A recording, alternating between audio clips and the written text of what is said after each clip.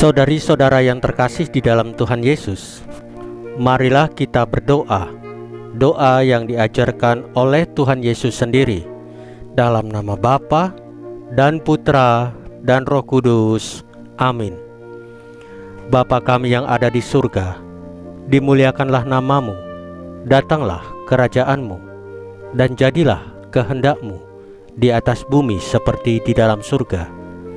Berilah kami rezeki pada hari ini, dan ampunilah kesalahan kami, seperti kami pun mengampuni yang bersalah kepada kami.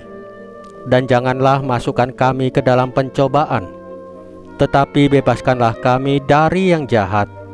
Ya Roh Kudus, hadirlah saat ini untuk memimpin dan membimbing kami dalam membaca firman Tuhan Yesus dan merenungkannya, sehingga kami dapat mengerti maknanya dan dapat kami laksanakan dalam hidup kami sehari-hari di tengah masyarakat kami.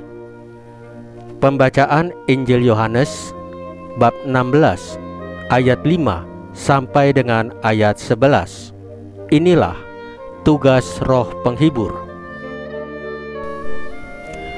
Dalam amanat perpisahannya, Yesus berkata kepada murid-muridnya, "Sekarang aku pergi kepada Dia yang telah mengutus aku, dan tiada seorang pun di antara kamu yang bertanya kepadaku, 'Kemana engkau pergi?'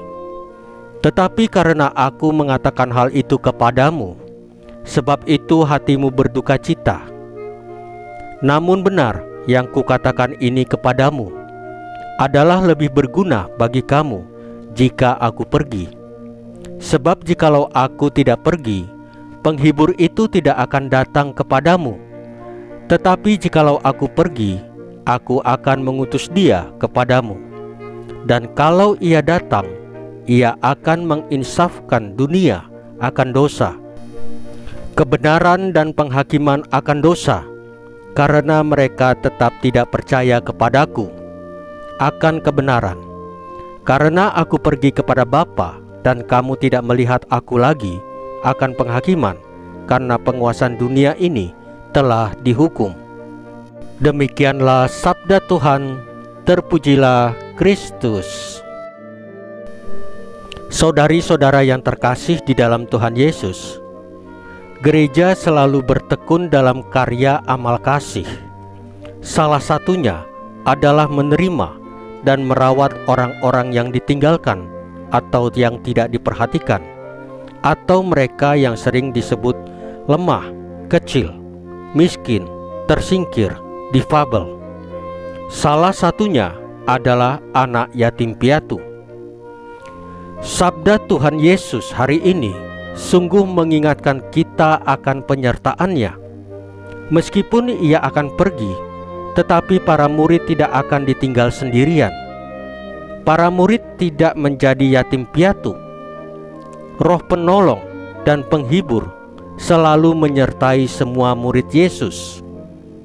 Kita bersyukur atas kesetiaan Tuhan dalam hidup dan memohon rahmat-Nya supaya kita pun dapat menjadi bagian dari gerakan kemurahan hati, sehingga semakin banyak orang yang merasakan kasih setia Tuhan. Saudari-saudara yang terkasih di dalam Tuhan Yesus, marilah kita berdoa. Ya Allah Bapa kami, semoga karena roh kasih-Mu kami dimampukan untuk bermurah hati kepada sesama, terutama mereka yang terabaikan. Salam Maria, penuh rahmat, Tuhan sertamu.